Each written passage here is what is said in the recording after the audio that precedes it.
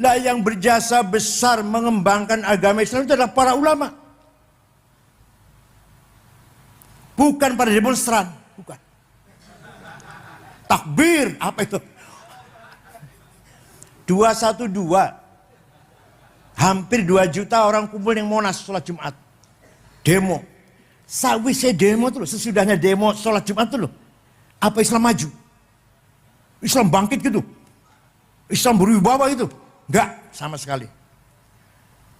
Tetap yang berjasa besar, menjaga, memperbesar, meningkatkan kualitas agama Islam adalah para ulama. Sejak dulu, bukan dari sekarang. Maka para ulama, para kiai pesantren luar biasa jasanya terhadap perkembangan agama Islam. Alhamdulillah sampai hari ini pesantren masih merupakan Al-Hisnul Hasin, benteng yang kokoh yang mempertahankan ta'alimil Islam, ta'alimil ulumil Islamiyah. Sampai sekarang belum ada duanya. Ringkas cerita, ini udah malam ringkas ceritanya lah. Belanda melarang orang Islam sekolah. Jangan sampai orang Islam pinter, biarkan buta huruf. Yang sekolah orang Kristen, yang sekolah orang non-Muslim ke sekolah. Tahun 1902, mendadak Belanda memperbolehkan orang Islam pribumi sekolah. Tahun 1902. Kiai-kiai NU, begitu Belanda, belum ada NU, belum ada NU, kiai-kiai pesantren. Begitu Belanda membolehkan sekolah, malah kiai pesantren mengharamkan sekolah Belanda. Gak usah jauh-jauh, ayah saya yang baru wafat tahun 90. Saya wafat tahun 90, ya Kiai Wingi ini lah. Kiai Wingi masih. Haram sekolah. Nulis dari kiri itu haram, nulis dari kanan dong. Belum lagi pakai seluar pendek, walaupun laki-laki, haram. Orang teketok, Masya Allah. Pakai dasi haram. Mungkin yang akhirat, yang neraka, malaikat Zabaniyah melemparkan orang pakai dasi dengan dasinya itu. Jalile mantasya babi qaumin fahuwa minhum. Bu hadis, bu athar, bu khobar, bu itu. Yang penting bahasa Arab. Barang siapa mengikuti orang lain, berarti orang itu termasuk mereka. Niru Belanda berarti termasuk Belanda. Nah, kiai-kiai malah mengharamkan sekolah Belanda. Justru kiai-kiai mengawal, mendalami, mengkaji ilmu keislaman dengan berbagai macam ilmu di pesantren-pesantren non-cooperation. Gak mau pesantren terpengaruh dengan Belanda, maka pesantren eksklusif tertutup, hanya ngajar kitab-kitab ilmu agama Islam. Jasanya besar sekali. Seandainya tidak ada pesantren, hari ini kita-kitaan ini gak akan paham tafsir, hadis, ilmu tafsir, mustalah hadis, ilmu fikih, usul fikih, ilmu kalam, betul bakal paham kita-kitaan sekarang ini. Kalau tidak ada kiai-kiai pesantren. Maka para ulama, para kiai pesantren luar biasa jasanya terhadap perkembangan agama Islam. Muhammadiyah menerima kebijakan Belanda, masuk sekolah Muhammadiyah. Maka jasanya Muhammadiyah luar biasa juga. Apa? Menjaga, mengayomi, mengawal agamanya orang-orang Islam yang kerja di kantor-kantor Belanda. orang-orang Islam, orang kota yang kerja di kantor Belanda, Islamnya tetap boten murtad, nggak ucul dari Islam, berkat dipelihara oleh Muhammadiyah. Tapi Muhammadiyah tidak ada tafakuh, tidak ada pengajian, kajian, pendalaman ilmu Islam. Makanya jadi kayak seperti ini sekarang ini yang kita saksikan. Oh ketawa, ya seperti sekarang inilah. Ada enggak di Muhammadiyah yang alim kayak Gus Baha? Jawab, ada enggak? Ada enggak Muhammadiyah yang alim kayak Afifuddin Dimyati, Rejoso, ada enggak? Jangan enggak usah dibandingkan Kiai Sahal Mbah Mun, enggak usah. Kiai Dimyati Rois enggak usah. Dibandingkan Kiai Nomon, Kiai Nom lah. Ada enggak yang alim kayak Kiai Zulfa? Itu nonton. Jadi Muhammadiyah berjasa mengawal, ngopeni umat Islam yang kerja di kantor-kantor Belanda jangan sampai murtad. Alhamdulillah berjasa besar. Lah Kiai NU berjasa besar, riayah wal hifadz ta'alim min ulumiddin Islam al-Islamiyah, menjaga mengawal ilmu-ilmu keislaman. Lah yang berjasa besar mengembangkan agama Islam itu adalah para ulama. Bukan pada demonstran, bukan. Takbir, apa itu? 212. Hampir 2 juta orang kumpul yang Monas sholat Jumat. Demo. Sawise demo tuh loh, sesudahnya demo sholat Jumat tuh loh. Apa Islam maju? Islam bangkit gitu? Islam berwibawa gitu? Enggak, sama sekali. Tetap yang berjasa besar menjaga, memperbesar, meningkatkan kualitas agama Islam adalah para ulama. Sejak dulu, bukan dari sekarang. Orang yang berjasa besar menyempurnakan tulisan Arab. Waktu itu Quran ditulis oleh para sahabat penulis, Zaid bin Thabit, Ubay bin Ka'ab, Ibnu Mas'ud, Ibnu Umar. Tulisannya mboten sempurna. Titik mawon mboten wonten. Ba, ta, ya, nun, podo. Ayo sama sama maca kira-kira. Jim, ha, kho, gak ada bedanya. Dal, dar, sama. Ro, zai, sami. Sin, shin, sama. Nah, setelah berkembang Islam di luar Jazirah Arabia, setelah ganti generasi, kangelan baca Quran.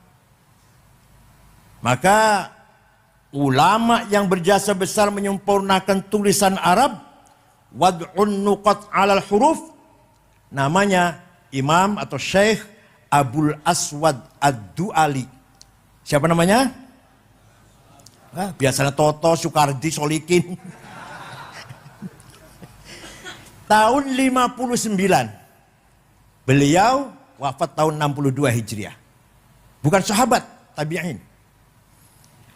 Atas perintah Panglima Hajjaj bin Yusuf As-Saqafi, ketika itu khalifahnya Abdul Malik bin Marwan bin Hakam bin Abil As bin Umayyah. Walhasil berjasa besar Abul Aswad Du'ali menggagas titik untuk membedakan huruf satu dengan yang lain. Sudah ada titik, umat Islam juga masih kesulitan baca Quran. Orang Rembang masih kesulitan lah. Maka ada ulama besar menggagas syakl, harokat, fathah, dhammah, kasroh, fathaten, dhammaten, kasroten, sukun, syiddah, tasdid, yaitu namanya Imam Khalil bin Ahmad Al-Farohidi. Siapa namanya? Wafat tahun 185 Hijriah lah dari itu. Nah, mulai gampang baca Quran, mulai gampang. Tapi masih banyak orang baca Quran tidak benar. Rubba qari'il Quran wal Quran yal'anuh. Kadang-kadang orang baca Quran jangankan dapat pahala, malah dapat laknat dari Qurannya itu sendiri. Nyun sewu, mohon maaf. Orang Banyumas sampai sekarang, kiainya bukan orang awam. Alhamdulillah ngalamin. Kalau panggil saya Kiai Said ngakil, Masya Allah. Inal wasingun ngalim ahlussunnah wal jamaah. Sampai sekarang, gimana? Ada orang Banyumas enggak? Purbalingga, Banjarnegara, Cilacap, Purwokerto. Itu berarti keluarnya suara menyuarakan huruf makhraj salah. Maka ada seorang ulama berjasa besar menggagas ilmu tajwid di tilawatil Quran, memperbaiki baca Al-Qur'an. Namanya Abu Ubaid Qasim bin Salam. Sopo? Awas nek sesul angin lali awas. Wafat tahun 224 Hijriah. Pun sekarang tinggal enaknya kita ini silahkan baca Quran yang rajin. Titik sudah ada, harokat sudah ada, ilmu cara membaca Quran dengan benar sampun wonten. Tinggal kita baca Quran yang rajin. Pesantren tidak boleh meninggalkan pelajaran Al-Quran. Bahkan bila perlu wajhan biwajhin, face to face, baca Quran itu mubasyarah. Kalau di madrasahnya gurunya baca itu kan kurang mantap. Satu-satu maju, itu yang paling mantap itu. Pesantren walaupun modern kaya apa? Pesantren walaupun modern seperti apa? Harus wajib santrinya khatam Quran atau ngaji Quran. Sangat memalukan kalau ada khotib ceramah, khutbahnya bagus, ceramahnya bagus, menarik. Setelah mengeluarkan ayat Quran, pelontang-pelanteng, pelontang-pelanteng apa? Gak bener baca Qurannya, memalukan, Masya Allah. Ayo, semua pesantren tidak boleh melupakan ta'lim qiraatil Quran, walaupun modern kayak apa. Itu jasanya ulama itu. Ada lagi, wah kalau cerita jam ulamanya gak ente-ente sampai jam 4. Tahun 99 Hijriah, Khalifah Umar bin Abdul Aziz prihatin banyak sekali hadis palsu, hadis bohong.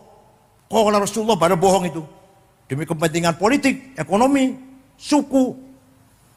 Maka Khalifah Umar memanggil seorang ulama namanya Syihabuddin Roma Hurmuzi. Siapa? Roma Hurmuzi gampang lah, mantan ketua P3 dulu gampang. Masih dulurnya Pak Sekjen. Syekh, cepet-cepet, ini sudah bahaya, banyak hadis palsu. Bisa nggak bikin metode, ilmu metode seleksi hadis? Insya Allah bisa. 1 minggu jadi ilmunya, seminggu. Kira-kira santri Rembang ada yang bikin ilmu seminggu ya? Lahirlah ilmu mustalahul hadis. Hadis sahih syaratnya ada 4.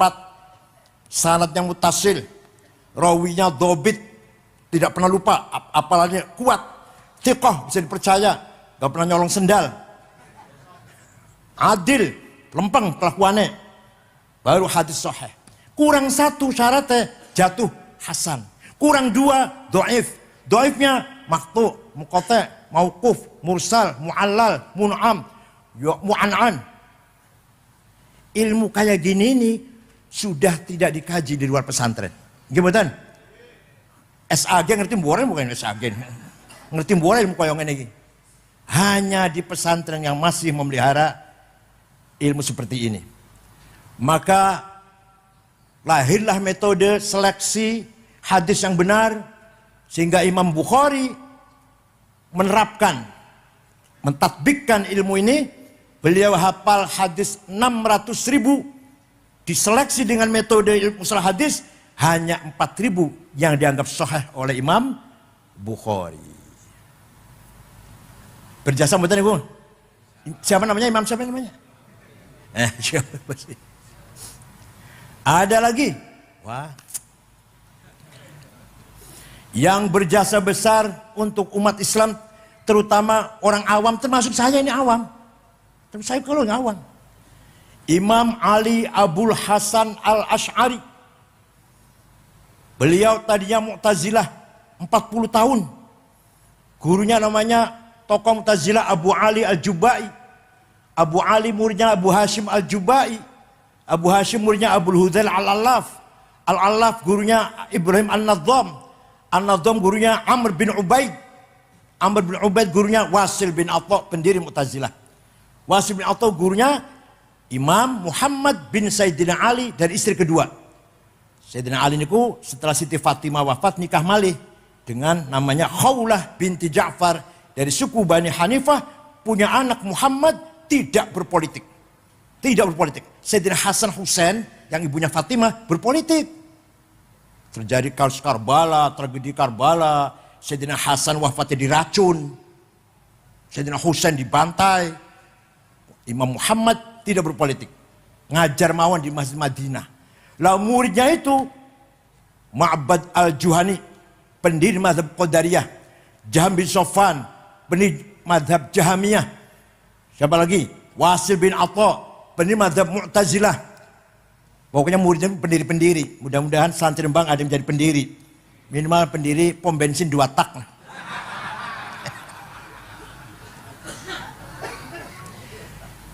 Imam Abul Hasan Asy'ari, orang Mu'tazilah, jadi pendakwah Mu'tazilah 40 tahun. Kemudian beliau ragu-ragu. Ini Mu'tazilah ini lama-lama liberal. Quran harus masuk akal. Hadis yang sahih hanya 16. Yang lainnya nggak masuk, nggak sahih. Mu'tazilah hanya pakai hadis 16.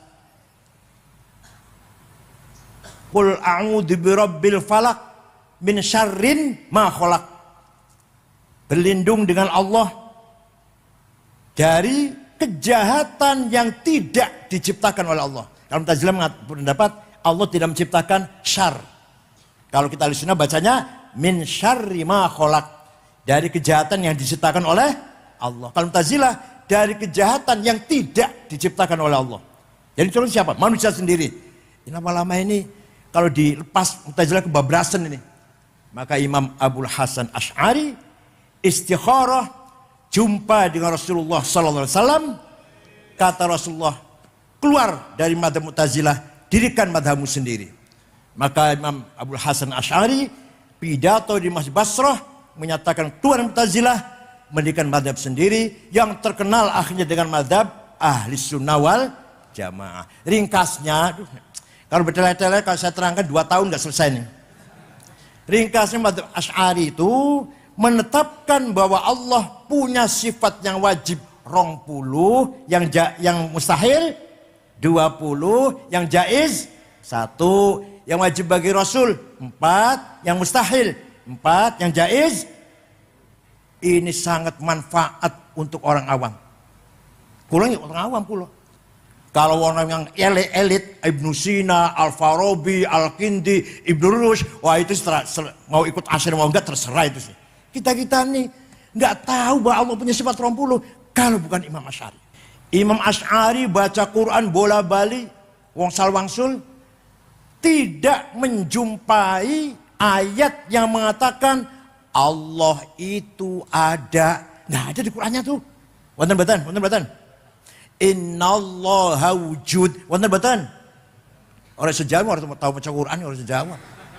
Wonten mboten ning ayat Quran innallaha wujud. Wonten mboten? Sami'un basir wonten? Bikulli syai'in alim wonten? Al-kulli syai'in qadir wonten? Qudrah, ilmu, hayah, hayyul qayyum wonten? Tapi Allah ada, tidak ada di Quran. Masya Allah. Coba, kalau nggak ada Imam Asy'ari, kita nggak tahu sifat Allah wujud mboten. Saya itu, kalau bukan kan Imam Asy'ari. Imam Asy'ari dengan ijtihadnya memberanikan diri, menetapkan bahwa justru sifat nomor setunggal, sifat ning Qur'ane gak ono. Karena Imam Asy'ari setelah merenung, mendalami, memahami, tafakuh lah, tadabbur, sesungguhnya kita ini tidak ada. Kita ini, tapi kita ini diadakan oleh yang ada. Yang ada sebelum lafal ada itu ada, sudah ada. Bahkan kita menggunakan lafal ada karena ada yang ada. Dan kita menggunakan lafal tidak ada karena ada yang ada. maka yang ada hanyalah yang ada. Ada paham murah ya? Yang ada sedurunge lapal ada itu ada sudah. Ya. Kita buktikan. Ada domir, pronoun, kata ganti 3 bahasa Arab. Ana, aku, anta, engkau, huwa, dia. Silahkan dipakai, silahkan. Ana Said, ana Hasan, ana Abu Bakar, ana Abdul Hamid, ana Zainab, ana Tuti. Mati kabeh bakale, mati mboten? Mati semua nanti. Tinggal ana satu yang tidak mati.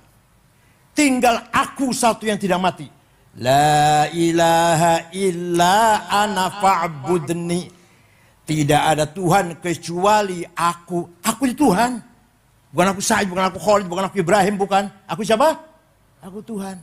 Tidak ada Tuhan kecuali aku. Itu artinya la wujuda illa ana. Tidak ada yang ada kecuali aku. Itu artinya la ana illa ana. Tidak ada aku kecuali aku. Aku Hasan, aku Ibrahim, aku Abu Bakar, aku Fatimah, aku Tuti. Mati kabeh.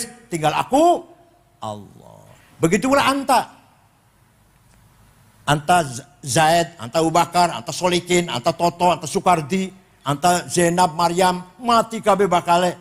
Kecuali anta satu yang tidak mati. La ilaha illa anta subhanaka inni kuntu minadh dhalimin. Tidak ada Tuhan kecuali anta, kecuali engkau. Artinya la wujuda illa anta. Tidak ada yang ada kecuali engkau. Artinya la anta illa anta. Tidak ada engkau kecuali engkau. Paham boten? Terakhir huwa. Dia Ahmad, dia Abu Bakar, dia Hasan, dia Ibrahim, dia Solikin, dia Fatimah, dia Maryam. Mati kabeh bakale. Tinggal dia satu yang tidak mati. La ilaha illa huwal hayyul qayyum. Tidak ada Tuhan kecuali dia. Artinya la wujuda illa huwa. Tidak ada yang ada kecuali dia. Artinya la huwa illa huwa. Tidak ada dia kecuali dia. Mudah-mudahan paham, mudah-mudahan. Jadi kesimpulannya, yang sesungguhnya aku adalah Allah, yang sesungguhnya engkau adalah Allah, yang sesungguhnya dia adalah kita ini pinjem. Pinjam betul jenengan, pinjam betul. Pirang tahun pinjemnya? Jawab. Akan minta berapa tahun pinjamnya? Orang jawab, masya Allah orang jawab ya. Orang jawab ya. Mau berapa tahun pinjemnya? 100. Wah, nguyungi sing nang dipan wisan. Ngerepotin putu itu. Jawab yang benar, terserah yang meminjemin. Terserah yang sopo baru mulai kokene dicabut pinjamannya. Itu jasanya Imam Asy'ari. Kalau tidak ada Imam Asy'ari, kita tidak akan tahu bahwa sifat Allah itu wujud. Betul bakal niku. Dan diikuti oleh para ulama-ulama. Imam Asy'ari punya murid Al-Bahili, Abdullah Al-Bahili. Al-Bahili punya murid Abu Bakar Al-Baqillani. Baqillani punya murid Imam Haramain. Haram punya murid Imam Ghazali. Ghazali punya murid Syahrastani. Syahrastani punya murid Muhammad bin Umar Fahurazi. Fahurazi punya murid Abduddin Al-Iji. Al-Iji punya murid As-Sanusi. As-Sanusi punya murid Al-Bajuri. Al-Bajuri punya murid Ad-Dasuqi. Ad-Dasuqi punya murid Ahmad Zaini Dahlan. Zaini Dahlan punya murid Ahmad Khotim Sambas. Punya murid Abdul Somad Palembang, Mahfud Nawawi Banten, punya murid Mahfud Termas, punya murid Kiai Khalil Khalil Bangkalan, Khalil Bangkalan punya murid Hasyim Asy'ari, Hasyim Asy'ari punya murid Kiai Khalil Rembang. Diikuti oleh para ulama madzhab Asy'ari. Imam Ghazali itu pinter pol. Tapi semono pintere taklid nang Imam Asy'ari. Imam Ghazali pinter banget loh. Ngarang fikih Al-Wajiz 1 jilid, Al-Wasit 3 jilid, Al-Basit 5 jilid. Ngarang ilmu kalam di Jamul Awam fi Ilmu Kalam, Al-Iqtisad fil I'tiqad, bab akhlak, Mizanul Amal, Adabuddin, Tasawuf, Al-Muqim Ad-Dhalal, Ihalumuddin, Mishkatul Anwar, filsafat, Maqasid Falasifah, Tawhid Falasifah, Al-Qasidah Ta'iyah. Segitu pinternya Imam Ghazali taklid pada Imam Asy'ari. Ya Allah. Enten SAG, ya Allah. SAG keluaran tamatan sekolah tinggi Islam swasta. Dosennya sering mencret.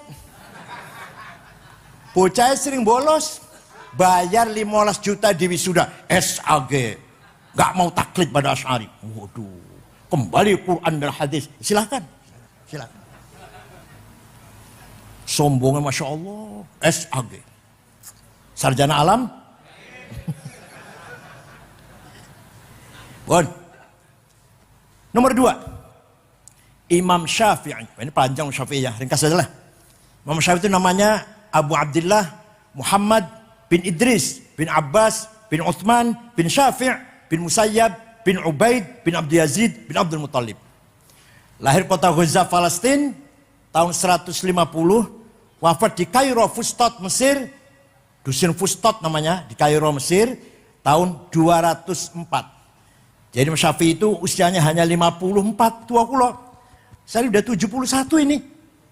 Kula 71 loh. Dikira masih nom lah. Jadi orang tuh ada yang umurnya sedikit pendek tapi jembar. Imam Syafi'i. Imam Ghazali 55 tahun. Imam Nawawi yang ngarang Majmu' 24 jilid. Belum Riyadhus Shalihin, belum Adhkar Nawawiyah dan lain-lain lah. Syarah Sahih Muslim. Umurnya 45 tahun. Kiai Wahid Hashim, bapaknya Gus Dur, panitia tim 9 kemerdekaan Indonesia bersama Soekarno, Hatta, Agus Salim, Karno Mudakir, Abi Kusno, Laimena, Marimis, Wahid Hashim. 39 tahun. Ya Allah. Ada lagi orang yang umurnya panjang tapi sempit. Lumayan pilkada suara 1 lah lumayan. Pilihan umum suara 1 lumayan. Gak ono faedah kecuali itu. Kecuali itu. Pilkada lumayan dukung sopo lah. Lumayan suara 1. Imam Syafi'i satu hari mendapat surat dari gubernur Mawaro An-Nahr, Tanah Soksania, Afghanistan di sekitarnya lah. Gubernur namanya Abdurrahman Al-Mahdi. Siapa? Dibuka suratnya Imam Syafi'i. Isinya, Syekh, saya ingin paham syariat Islam dengan benar. Bagaimana Syekh? Imam Syafi'i memanggil muridnya namanya Rabi' bin Sulaiman Al-Muradi. Siapa? Rabi', ada surat dari gubernur. Ayo kita balas yuk. Aktub risalah. Ayo kita tulis surat. Imam Syafi'i ngendikan, Rabi' nulis. Risalahnya Imam Syafi'i balas Abdul Mahdi akhirnya berjumlah 300 halaman. Itulah yang terkenal dengan kitab Ar-Risalah. Paham betul? Surat, mana surat? Jadi suratnya Imam Syafi'i. Datang Gubernur Abdurrahman Al-Mahdi. Isinya apa isinya? Aduh. Singkat mohon lah. Kalau ente yang paham Islam, syarat Islam, pertama harus paham tipe-tipe ayat Al-Quran. Bayan ilahi. Ayat Quran nggak sama. Ada ayat muhkamah, sudah baku. Ada yang mutasyabihah, samar-samar. Ada ayat yang mutlaqah, absolut. Ada muqayyadah, yang tercatat dengan syarat, terikat dengan syarat. Ati'ullah wa ati'ur rasul. Taat kepada Allah, taat kepada Rasulullah, mutlak. Wa ulil amri minkum. Taat kepada pemerintah dengan syarat. Kalau pemerintahnya baik, namanya ayat muqayyadah yang wa ulil amri minkum lagi. Yang awalnya mutlaqah. Lalu ada lagi amma, ayat umum dan ayat khusus. Ada ayat maknanya hakiki, ada yang majazi, ada nasikhah, ada mansukhah, menjelit dan dijelit. Dah, sudah paham Quran belum cukup. Harus paham hadis. Karena Quran sangat global. Quran perintah sholat menyinggung masalah sholat 62 kali. Aqimus sholah, aqamus sholah, aqimus sholah, yuqimunas sholah. Ping sudah loro. Tapi Quran tidak menjelaskan berapa kali sholat itu sehari semalam. Namanya apa sholat itu? Wonten Quran. Wonten betul. Yang nggak pernah baca Quran jawabnya ragu-ragu jawabnya. Wonten. salat itu ping 5 jenenge zuhur, asar, maghrib, isya, subuh mboten wonten. Maka hadis yang menjelaskan furidat alaikum khamsu maktubat adh-dhuhr wal asar wal maghrib wal isya wal fajr. Hadis. Nah, setelah bayan ilahi, bayan nabawi kita pahami ada hadis mutawatir marwah jam'un an jam'in la yahtamil fihi al-kidb wal khata'. Hadis yang gak mungkin bohong, gak mungkin salah. Ada hadis masyhur terkenal, ada hadis aziz yang bagus, ada hadis ahad individual. Setelah paham bayan ilahi Quran, bayan nabawi hadis belum cukup. Kata Imam Syafi'i, bukan kata saya, kata Syafi'i. Bayan akli, akal harus dipakai. Akalnya ulama bukan akal sampean. Akal ampas kelopoi sampean. Kelapa sudah diperes, sudah nggak ada apa-apanya ini, masih dimakan, masya Allah. Kasih mecin, kasih berambang, kasih cabai. Jadi otaknya dedel kayak jenengan ini, masya Allah. Hasil ampas kelapa. Nasi goreng, nasinya sudah basi. Kalau nggak seneng nasi goreng seneng, tapi nasinya yang anyar. Panjenengan dahar nasi goreng, nasinya sudah basi, serong dino, pakan nang mah, dedel otaknya bakal ya, masya Allah. Akal harus dipakai. Akalnya ulama ada 2. Akal kolektif menghasilkan ijma, konsensus. Paham betul? Arkanus sholati sab'ata asyar. Rukun sholat 17. Ini buatan Quran, buatan hadis. Hasil akalnya ulama. Ada lagi akal individual namanya kias, analogi. Kias ada 9. Aulawi, burhani, mantiki, jadali, istiqra'i, tamthili, khitabi, syi'ri, ikna'i. Kalau nggak pakai kias kita nggak bisa ngapa-ngapain. Sabu-sabu, narkoba, haram atau halal? Haram. Berani mengharamkan, di Qurannya ada. Inna sabu wonten. Hadis wonten. Kok berani mengharamkan sampean? Pakainya kias. Pakainya apa? Kias burhani. Kias fakta. Ini barang faktanya memabokkan. Berarti podo karo khomer. Khomer ni Quran ono haram. Berarti ini barang haram. Hada muskirun wa kullu muskirin khomrun wa kullu khomrin haram fahada haram. Ini namanya burhani. Menggunakan apa? Muqaddimah sughra, premis minor, muqaddimah kubra, premis major, qaul syarih, legal statement, kemudian natijah, conclusion as-shadiqah yang positif. Anda paham betulnya benar? Kayak Khalil almarhum, bapaknya Gus Yakut, bapaknya Gus Yahya, punya karangan ilmu mantik. Bahasa Indonesia sudah gampang dibaca lah. Gak usah yang bahasa Arab, angel. Jadi kias aulawi, kias burhani sangat penting untuk menanggapi masalah-masalah yang sekarang terjadi yang dulu belum ada dibicarakan oleh para ulama. Coba kalau nggak pakai kias, nggak bisa ngapa-ngapain kita. Nomor 2, nempeleng ayah ibu, boleh nggak? Quran nggak ngarang tuh, Quran nggak ngarang. Yang dilarang oleh Quran, gimana? Wala taqul lahuma uffi wala tanharhuma. Kamu jangan ngomong kasar pada ayah ibu. Kamu jangan bentak-bentak ayah ibu. Kalau gitu kita masuk rumahnya ayah ibu, gak usah ngomong, gak usah bentak, tempelengin aja. Boleh gak itu? Boleh gak? Kok gak boleh, kenapa? Di Quran betul larang kok. Pakai kias aulawi. Kias apa namanya? Kalau nempeleng, kalau bentak saja haram. Ngomong kasar saja dosa. Lebih-lebih fabil aula nempeleng. Paham boten? Wala taqrabuz zina innahu kana fahishatan wa sa'a sabila. Jangan mendekati zina. Jangan apa? Mendekati. Jadi yang dilarang mendekati. Zina dilarang mendekati zina. Zinanya Mendekati zina haram, dilarang. Zinanya lebih gitu jamnya. Zinanya ini namanya aulawi. Apa namanya? Ini hasil produk ilmunya Imam Syafi'i. Kalau nggak pakai ijma, nggak pakai kias, kita nggak bisa praktek ibadah. Dengan ijma dan kias itu melahirkan ilmu yang sangat penting, namanya ilmu fikih. Ilmu apa namanya? Ilmu fikih itu juklak, juknis, petunjuk caranya sholat. Ilmu fikih ada safinah, ada sulam, fatul qorib, fatul mu'in, fatul wahab, muhadzab, majmu, mahalli. Itu produk ijma dan kias ulama. Tanpa ijma kias ulama gak akan ada ilmu fikih. Kalau nggak pakai ijma, ikut ulama, nggak ngerti ijma kias, nggak ikut ijma kias, nggak bisa ngapa-ngapain. Ayo, ada orang sholat, sholatnya bagus. Saya tanya, Ustaz, sholatnya bagus sekali. Bener sholatnya lah. Belajar di mana? Oh, saya belajar Quran dan hadis. Wallahi bohong. Demi Allah bohong. Kalau ada orang sholatnya bagus, belajar Quran dan hadis, bohong.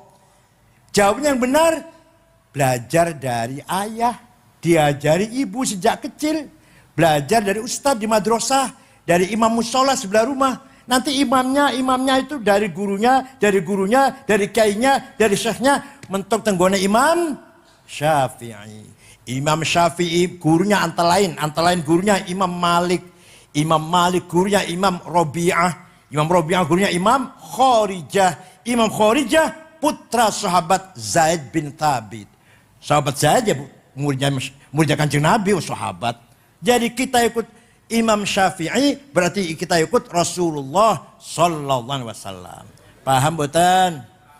Jasanya luar biasa mboten? Kalau tidak ada usul fikih, nggak mungkin akan lahir ilmu fikih yang ambrek-ambrek nih mboten bakal wonten. Itu baru saya contohkan bab sholat, belum bab yang lain-lain. Ya Allah. Mudah-mudahan santri Rembang semuanya paham tentang usul fikih dan fikih. Dan harus paham pula dengan ilmu mantik. Sebelum usul fiqh, ilmu mantik dulu. Harus paham pula maqulatul asyarah, kategoritan. Dulu saya ngaji, ada kitab namanya Ja'a Zaidun. Kitab cilik, Ja'a Zaidun. Di antara dalam kitab Ja'a Zaidun ada maqulatul asyarah. Kiainya mboten paham. Ya maklum. Zaidut tawilul abyadubnu maliki. Fi baitihi bil amsi kana muttaqi biyadihi saifun lawahu faltawa fahadihi maqulatun ashrun sawa. Zaidun utaiman Zaid itu atawil wonge dhuwur, al abyadu kulite putih, Ibnu Malik anake Man Malik, fi baitin jero omahe bil amsi wingi kana muttaqi tongkrong. Biadi saifun tangannya nyekel golok, lawahum bengkok akan sopo Zaid ing golok, faltawa mau ke dadi bengkok opo golok. Paham betul? Waktu itu saya gak paham. Setelah sekarang saya paham, ilmu penting sekali itu. Namanya maqulatul asyarah, kategoritan. Zaidun esensi, at-tawil quantity, al-abyad quality, Ibnu Malik relasi, bil amsi times. Fi baitihi place, kana muttaqi posisi, biadi saifun tangan golok, to have, lawahu aksi, faltawa reaksi. Paham? Siapa itu? Siapa orang itu? Oh itu Gus Dur. Seperti apa Gus Dur itu orangnya? Apa kualitasnya? Kehebatannya apa? Hubungannya apa dengan orang lain? Kapan? Di mana? Gus Dur presiden. Kapan? Tahun berapa? Di mana? Di Indonesia. Posisinya kuat apa enggak? Namanya posisi namanya karena mutaki. Biadi saya pun tangannya Gus Dur nyekel golok artinya apa? Punya aksi apa? Punya kekuatan apa? Gus Dur itu sudah punya kekuatan, kemudian aksinya seperti apa? Kalau udah beraksi dengan kekuatan itu, reaksinya seperti apa? Itu namanya kategori ten. Paham boten? Dipesan harus diajarkan dan gurunya ngajar harus pandai menjelaskannya. Wa ma kanal mu'minuna liyanfiru kaffah. Orang NU, orang santri jangan semua jadi DPR. Artinya itu artinya Jangan semua jadi tentara, jadi polisi, jadi ASN. Harus ada yang khusus diem tafakuh fiddin. Falaula nafara min kulli firqatin minhum ta'ifatul yatafaqahu fiddin wal yunziru qaumahum idza raja'u ilaihim la'allahum yahdharun. Harus ada santri kiai yang duduk di pesantren khusus tafakuh fiddin. Gak usah anggota DPR, gak usah jadi ASN, gak usah jadi polisi, gak usah jadi camat, gak usah jadi tentara. Paham betul? Lihat tafakuh fiddin agar mendalami ilmu agama. Kalimat menggunakan fi'il mudhari. Fi'il mudhari itu zamannya hal dan istiqbal. Artinya apa? Memahami agama harus kontekstual. Harus cara yang nyambung dengan situasi sekarang, kebutuhan sekarang, harus kontekstual. Faslun fil hiwalati, pasal ini menjelaskan letter of credit, itu mana gitulah. Faslun fil syuf'ati, pasal ini menjelaskan bursa saham. Faslun fil salami, pasal menjelaskan inden. Faslun fil murabahah, profit sharing, gitu loh. Kayaknya nganggo sarung, gak usah pakai celana dalam, tapi malah nih kitanya seperti itu. Hebat banget, hebat banget. Itu namanya kontekstual namanya. Pakai sarung kayaknya, nggak usah pakai celana dalam. Tapi mengartikan istilah-istilah Fathul Qorib dengan istilahnya sekarang berlaku. Supaya keren. Hiwalah. Ojo, Fathul Hilawati pasal ini menjelaskan ligeran. Yopo ligeran. Fisalami. Apa? Tempo ya? Tempo. Apa leh? Fisyuf'ati ngejogi rego. Yopo ngejogi rego. Syuf'ah, bursa saham. Itu loh. Hiwal letter of credit. Paham betul? Itu namanya yatafakunya pakai fi'il mudhari. Waliyundiru qaumahum. Dan setelah pinter, setelah alim, setelah tafakuh fiddin untuk membimbing umat, menasihati umat, mendidik umat. Liyundiru juga pakai fi'il mudhari. Artinya apa? Metode dakwah, metode pengajaran harus up to date. Dakwah tidak cukup menjadikan ceramah. Dakwah tidak cukup menjadikan khutbah, tabligh. Tapi harus dikuasai digital, medsos, Google, YouTube harus kita kuasai. Paham betul? Alhamdulillah. Ya walaupun bukan ciptaan kita, tapi alhamdulillah di YouTube sudah banyak diisi oleh kita nggih. Gusmus, ceramahipun Gusmus wonten, ceramahnya Habib Umar Mutahar kata Habib Lutfi nggih wonten, kula elek kula ya wonten lah kata.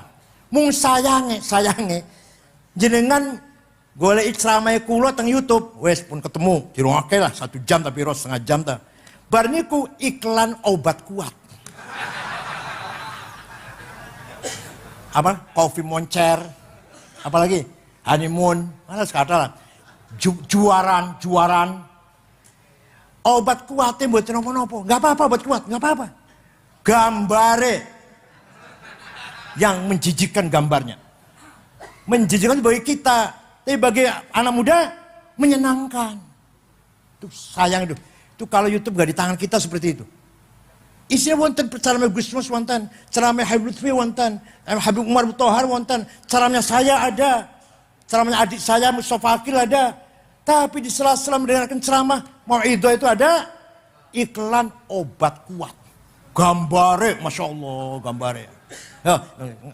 Yang ketawa sih langganan yang ketawanya.